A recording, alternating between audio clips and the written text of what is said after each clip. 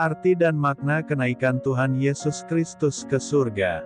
Setelah Yesus bangkit dari kematian, Dia menampakkan dirinya kepada wanita di dekat makam, kepada murid-muridnya, dan kepada lebih dari 500 orang lainnya.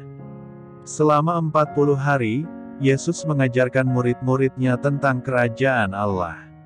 40 hari setelah kebangkitannya, Yesus dan murid-muridnya pergi ke Bukit Zaitun, dekat Yerusalem. Di sana Yesus berjanji kepada pengikut-pengikutnya bahwa mereka akan menerima Roh Kudus. Ia menyuruh mereka untuk tetap tinggal di Yerusalem sampai Roh Kudus turun atas mereka. Kemudian Yesus memberkati mereka dan kemudian naik ke surga. Peristiwa kenaikan Yesus ini dikisahkan di Lukas 24 ayat 50-51 dan Kisah Para Rasul 1 ayat 9-11. Dengan jelas, tertulis di Alkitab, bahwa kenaikan Yesus itu secara sungguh-sungguh terjadi apa adanya, dengan tubuh fisiknya kembali ke surga.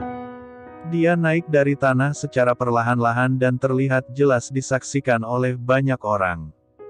Murid-murid yang sedang menatap ke langit berusaha melihat Yesus naik ke surga, sampai awan menutupi dia dari pandangan mereka. Dua malaikat muncul dan berjanji bahwa Yesus Kristus akan kembali, sama seperti ketika kamu melihatnya naik ke surga. Kenaikan Yesus Kristus memiliki beberapa makna. 1. Menyatakan pelayanannya di dunia telah selesai. Allah Bapa telah mengirimkan anaknya ke dunia. Dan sekarang anaknya kembali kepada Bapa.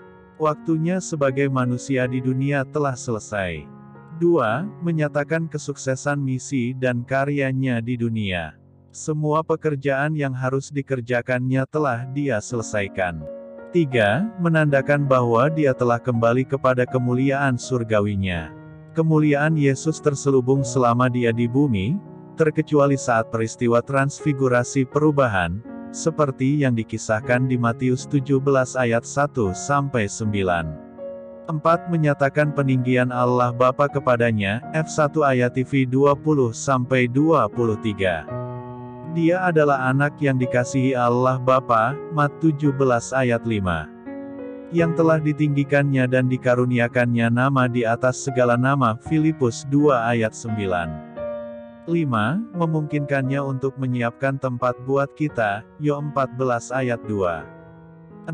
Menyatakan permulaan pekerjaannya yang baru sebagai Imam Agung, Ibrani 4 ayat 14-16, dan perantara bagi perjanjian yang baru, Ibrani 9 ayat 15. 7. Menentukan pola untuk kedatangannya. Ketika Yesus datang kedua kalinya untuk mendirikan kerajaannya, Dia akan kembali dengan cara yang sama seperti ketika Dia naik apa adanya, secara fisik, dan tampak dengan jelas. Saat ini Tuhan Yesus berada di surga. Alkitab sering menggambarkan Dia berada di sebelah kanan Allah Bapa. Berada di tahta kehormatan dan kekuasaan.